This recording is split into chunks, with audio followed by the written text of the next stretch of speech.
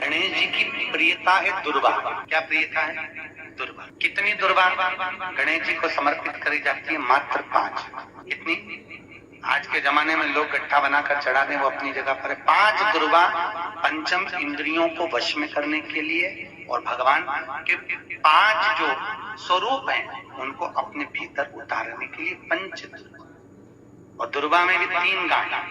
जब दुर्वा समर्पित करी जाती है तो उसमें नीचे दुर्वा की डंडी पर गांठ रहती है। 3 छोटी छोटी गांठें होना चाहिए। कितनी गांठ? जो भगवान को समर्पित करी जाए। जिसके घर में संपदा की कमी पड़ती हो, बीमारियां ज्यादा फैल रही हो, बहुत कष्ट हो महाराज, बहुत ज्यादा दुखी हो महाराज, कोई काम नहीं बन रहा, बहुत तकलीफ में हो, तो शमी पत्र, शमी की पत्ती, जहां गणेश जी का स्थान है वहां पर 5 शमी पत्र 5 समर्पित करें और शंकर जी के ऊपर 3 शमी पत्र समर्पित करें। बहुत ध्यान देना, 5 शमी पत्र जहां गणेश जी का स्थान है शिवलिंग में वहां समर्पित करें, 3 शमी पत्र शिवलिंग के ऊपर समर्पित करें।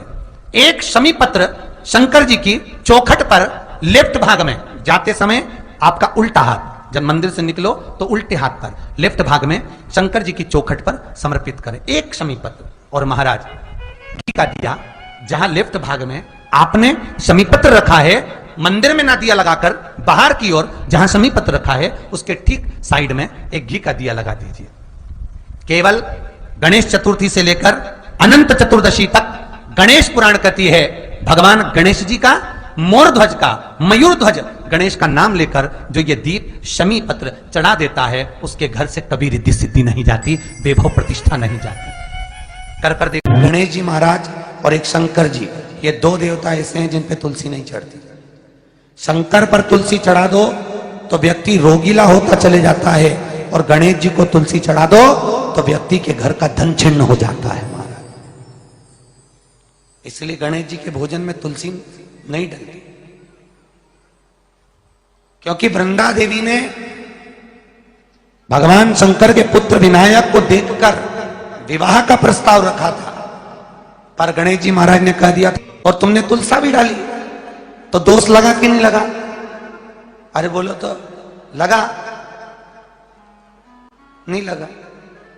क्यों नहीं लगा? अगर थाली को अंदर से लेकर आए, पुष्टि मार्ग का नियम, जब ठाकुर जी के सामने 56 भोग, कुनवाड़ा, अन्नकूट लग जाता है, लगने के पहले उसको जब लेकर आते हैं रसोई घर से, भोजनशाला से, तो उसमें तुलसी डाल के नहीं लाते। अगर रसोई घर से भोजन में तुलसी डलकर अगर ठाकुर जी के सामने वो थाली रखी तो ये पक्का है वो थाली ठाकुर जी नहीं जीमेंगे, क्योंकि उसमें तुलसी रखी हुई आई है। हाँ, जब ठाकुर जी के सामने थाली रखा गई और तुमने थाली रखने के बाद में मंदिर के सामने बैठ के फिर तुलसी डाली तो ठाकुर जी उसको स्वीकार कर लेते हैं। क्यों? क्योंकि 33 करोड़ देवी देवता एक जगह पर विराजमान हैं। जब हम थाली रखते हैं प्रथम देव उस भाग को ग्रहण कर ले। जब तक तुलसी डालते हैं प्रथम देव अपनी दृष्टि हटा लेते हैं। समय होता है, एक टाइम होता है, एक पल होता है, एक घड़ी होती है कि गणेश जी महाराज हमारे घर में आ गए। गणेश जी की सबसे पहली जो आरती हो, उस आरती के समय पर अगर धूप बत्ती जलाई जाए या गोबरी को जलाकर उसमें गूगल छोड़ी जाए और गूगल छोड़ने के बाद गणेश जी का नाम ध्रुम वर्ण कह दिया जाए तो गणेश जी को तुम्हारे घर की पूजा स्वीकार करना पड़ती है। बस वो समय हम जानते, हम तो बस उतना जानते हैं कि शिव महापुराण में लिखा और मुद्गल पुराण में लिखा, गणेश पुराण में लिखा, गणेश जी का एक नाम होता है ध्रुम वर्ण। क्या नाम है? ध्रुम वर्ण गणेश जी का एक नाम होता है। जब हम धूप जलाकर और धूप लगाने के बाद में गणेश जी की सबसे पहली आरती करने के पहले अगर हम सबसे पहली आरती गणेश जी की कर रहे हो, अपने घर में स्थापना कर रहे हो, बिठा रहे हो, और तुम चाहते हो कि गणेश जी मेरे घर में आके मेरी पूजा को स्वीकार करें और जो मांगू मेरा गणेश मुझे दे 10 दिन के अंदर, तो पहला नाम लेकर पुकार लेना ध्रुम वर्ण विनायक, बैठो, बस काम हो गया। वो फिर ही होकर आता। सुंदर जोड़ी थी शंकर और पार्वती की, सही है कि गलत है? कभी नहीं झगड़ते थे, इसलिए पृथ्वी पर ना तो लक्ष्मी जी के व्रत हैं, ना ब्रह्माणी के व्रत हैं, ना इंद्राणी के व्रत हैं। अगर पूरी पृथ्वी पर सबसे ज्यादा व्रत किसके हैं? माता पार्वती। तीज का व्रत किसका? पार्वती का। चतुर्थी का व्रत किसका? पार्वती का। चौथ का व्रत किसका? पार्वती का। छठ का व्रत किसका? पार्वती का। जितने व्रत है सब माता पार्वती। गणेश जी मैया को प्रसन्न करने के लिए अष्ट रूप में धारण करते हैं। 8 रूप भगवान गणेश जी ने धारण किए। एक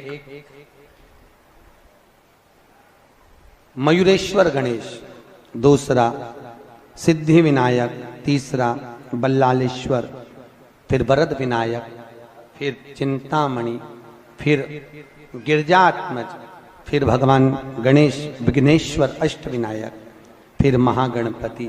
ऐसे गणेश जी के अष्ट नाम हुए। उस समय तिजोरी के अंदर जो गणेश की प्रतिमा रखी जाती है किस नाम से रखी जाती है? तो तिजोरी में हम जो गणेश की प्रतिमा रखते हैं वो वरद विनायक के नाम से रखते हैं। कौन सा गणेश? वरद। वरद विनायक के नाम से तिजोरी में गणेश रखते हैं। और वरद विनायक के नाम से गणेश जी तिजोरी में रखाते हैं। आपको कथा में कहा था, घर में सीधी सूंड का गणेश और व्यापार व्यवसाय ऑफिस में उल्टी सूंड का गणेश होना चाहिए। वरद विनायक को तिजोरी में। जब मकान का गृह प्रवेश होता है तो गणेश जी की पूजन जो दरवाजे पर करी जाती है उसे सिद्धि विनायक गणेश कहते हैं। कौन सा गणेश? सिद्धि विनायक। जब हम घर में शुभ कार्य हो, बंदर बाल लगाएं, कोई दरवाजे पर शुभ लाभ लगाएं या स्वस्तिक बनाएं या माताएं दरवाजे पर रंगोली डाले तो उसी समय पर सिद्धि विनायक के नाम से रंगोली डालना चाहिए। तो घर में लक्ष्मी बढ़ती है, सिद्धता बढ़ती है। याद रखिए, कभी भी गणेश जी को, मिट्टी के गणेश जी लाते हो भादो महीने में, तो विसर्जन करो तो विसर्जन के समय पर 2 बिंदी, एक कंकु की एक हल्दी की, दीवार पर जरूर लगा देना चाहिए। क्यों? क्योंकि गणेश जी हमारे यहाँ आते हैं तो रिद्धि सिद्धि के साथ आते हैं, पर जब गणेश जी जाते हैं अगर हम बिंदी नहीं लगाते हैं तो गणेश जी अपनी रिद्धि सिद्धि को साथ में लेकर चले जाते हैं। पति के साथ पत्नी वापिस चली जाती है। जब हम बिंदी लगाते हैं तो उसका मतलब होता है कि हमारे घर की बहू हमारे घर में रहे, बेटा भले भ्रमण के लिए जाए। तो गणेश जी जाते हैं, रिद्धि सिद्धि घर में रह जाती है। इसलिए रिद्धि सिद्धि को घर में रखने के लिए 2 बिंदी लगाना चाहिए, एक कुंकू की, एक हल्दी। रिद्धि सिद्धि। गणेश जी की प्रियता है दुर्वा। क्या प्रियता है? दुर्वा। कितनी दुर्वा गणेश जी को समर्पित करी जाती है? मात्र 5। कितनी? आज के जमाने में लोग गट्ठा बनाकर चढ़ा दें, वो अपनी जगह पर 5 दुर्वा पंचम इंद्रियों को वश में करने के लिए और भगवान के 5 जो स्वरूप हैं उनको अपने भीतर उतारने के लिए 5 दुर्वा। और दुर्वा में भी 3 गांठ। जब दुर्वा समर्पित करी जाती है तो उसमें नीचे दुर्वा की डंडी पर गांठ रहती है, 3 छोटी छोटी गांठें होना चाहिए। चतुर्थी का जो व्रत करने वाली होती हैं, जो चतुर्थी का पूजन करने वाली होती हैं, उनके भीतर का एक भाव होता है कि जैसे ही शाम का समय आए चंद्रदेव का पूजन करें। चंद्र जब प्रकट हो जाए, कलश भर लिया, उसके नीचे आखा दाना रख दिया, चावल गेहूं जो भी आप रखते हो पूजन के लिए, ऊपर पात्र आदि रख दिया, जलाशय, फिर अपन ने घी का दिया लगाकर पूजन भी कर ली। तो जो चतुर्थी का पूजन करने वाली होती हैं, जो चतुर्थी का नियम व्रत धारण करने वाली होती हैं, बड़ी बड़ी चतुर्थियां करती हैं या उसका नियम धारण करती हैं, तो चतुर्थी का जो पूजन करती है वो किस चीज के लिए होता है? केवल संतान, पुत्र, परिवार, हमारा कुटुंब, हम जिस कुल में हैं, हमारा कुल वैभव की ओर बढ़े, संपदा की ओर बढ़े और उसकी आयु बढ़े, उसकी आयु बढ़े, वैभव बढ़े। बहुत ध्यान दीजिएगा महाराज। चतुर्थी की पूजन में जो आप आखा दाना रखते हो, गेहूं वगैरह कुछ भी जो रखते हो, उसकी बड़ी महत्वता होती है महाराज। यहां तक कहा गया है, चतुर्थी की कथा तो आप लोग पढ़ते होंगे, जो लोग पढ़ते हैं उनको मालूम होगा। चतुर्थी की कथा में लिखा है चौथ माता के व्रत में वर्णन किया गया है कि वो आखा दाना जो रखा जाता है, मान लो कोई जरूरी काम होता है तभी आखा दाना को रखा जाता है, संभाल के रखते हैं कि हम इस काम के लिए जा रहे हैं और हमारा ये कार्य सफल होना चाहिए। तो जिसने चतुर्थी का व्रत करा है, जिसने चंद्रदेव का पूजन करा, चतुर्थी का व्रत करा, वो गणेश जी से विनती करके वहां से 2-4 आखा दाना उठा ले, और जो व्यक्ति का काम अटक रहा है अपने ही घर का, पर दूसरे कुल को नहीं देना, अपने ही कुल के अंतर्गत जो काम अटक रहा है उसकी जेब में, उसके पल्लू में उस चीज को रख दिया जाए। तो चतुर्थी जो अगली आती है, जैसे आप महीने की करते हो तो महीने की, और आप जैसे करते हो कि 4 अलग बड़ी बड़ी चतुर्थी करते हो तो उसके अनुसार आपका कार्य सिद्ध होता ही है। उस आखे दाने का इतना महत्व होता है क्योंकि चतुर्थी का व्रत करने वाली माता जब व्रत करती है तो स्वयं चतुर्थी की कथा में लिखा हुआ है कि पार्वती जी गणेश जी से चतुर्थी की कथा बचवाती। चतुर्थी की कथा बाची किसने थी? स्वयं गणेश जी महाराज ने। और सुनी किसने थी? माता पार्वती। बाचने वाले गणेश जी थे, सुनने वाली माता पार्वती थी। तो चतुर्थी की कथा जब होती है तो उसको स्वयं गणेश जी बाच रहे हैं। तो व्रत कौन सुन रही है? माता पार्वती। और आपने जो आखा दाना लिया वो गणेश जी के भाव से लिया, गणेश जी से निवेदन करके, विनय करके, प्रार्थना कर उसको प्राप्त किया। जितने आस्था चैनल पर कथा सुन रहे हो, जितने फेसबुक और यूट्यूब पर सुन रहे हो, और जितने इस छत्तीसगढ़ की पावन धरा पर बैठकर सुन रहे हो, बहुत सावधानी से सुनना। एक छोटा सा कपूर का टुकड़ा जब आरती में जलाया जाता है तो ये कपूर क्यों जलाते हैं? इस कपूर का महत्व क्या है? इस कपूर का कारण क्या है? ये कपूर है कौन जिसको हम आरती में जलाते हैं? क्या जरूरत है इस कपूर को आरती में जलाने की? क्या जरूरत है इसको यज्ञशाला में जलाने की? क्या जरूरत है इस कपूर को पूजन में जलाने की? स्वयं गुरु बाबा कहते हैं यदि कोई आरती में, पूजन में, घर में एक कपूर का टुकड़ा आरती के बाद में जब समर्पित करेगा तो उसको अश्वमेध यज्ञ का पुण्य प्राप्त हो जाएगा। अश्वमेध यज्ञ के पुण्य को पाने के लिए कपूर का टुकड़ा आज भी आरती में जलाया जाए। एक कपूर का टुकड़ा सुख का, इसीलिए हमारे यहाँ शास्त्र कहता है महाराज, जब आपको घर में अगर ऐसा लगने लगे कि 15 दिन से बहुत बेचैनी है, बहुत दुख तकलीफ लग रही है, कोई ना कोई बीमार पड़ रहा है, कुछ ना कुछ तकलीफें लग रही है, तो एक पीपल का पत्ता ले लो, उसके ऊपर एक कपूर का टुकड़ा ले लो, सारे घर में घुमाकर उसको दरवाजे के बीच मध्य में जलाकर रख दीजिए। थोड़ी सी जगह 20 से 25 मिनट के अंदर मकान में एनर्जी वापिस आ जाएगी, उस भवन में एनर्जी वापिस प्राप्त हो जाएगी। 20 से 25 मिनट के अंदर एनर्जी वापिस। लग रहा है कि यहाँ नेगेटिव है तो उसको पॉजिटिव बनाया जा सकता है। रात को 12 बजे शंकर जी के मंदिर में शिवलिंग पर चढ़ी हुई बेलपत्री को उठाकर शंकर मंदिर का शिखर देखकर चबा चबा कर खा लीजिए।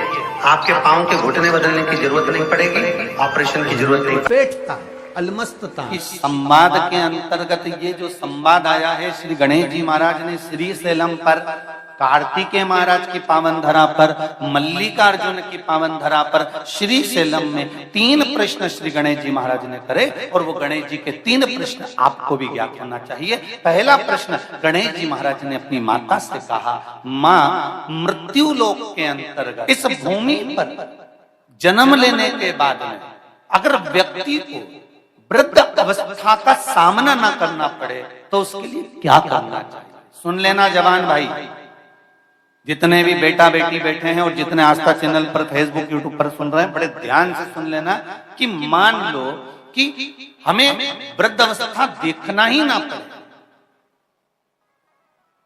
उसके लिए क्या करना पड़े?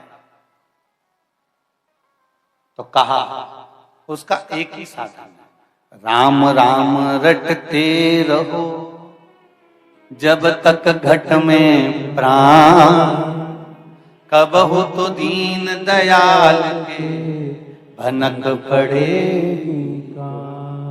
महाराज एक कर्म करते रहो, तुम्हारा कर्म जरूर करो, काम करते करते करते करते करते करते भी भगवत स्मरण करते। धर्म और कर्म, इन दोनों में अंतर क्या है? बोलो रे, जल्दी जल्दी बोलिए। धर्म और कर्म में अंतर क्या है? धर्म अष्ट विनायक में एक विनायक, सबसे प्रबल विनायक, अष्ट विनायक में सबसे प्रबल।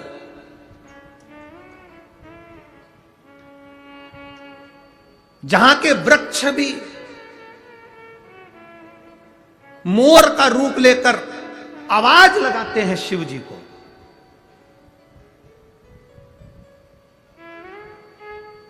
जहां की नदी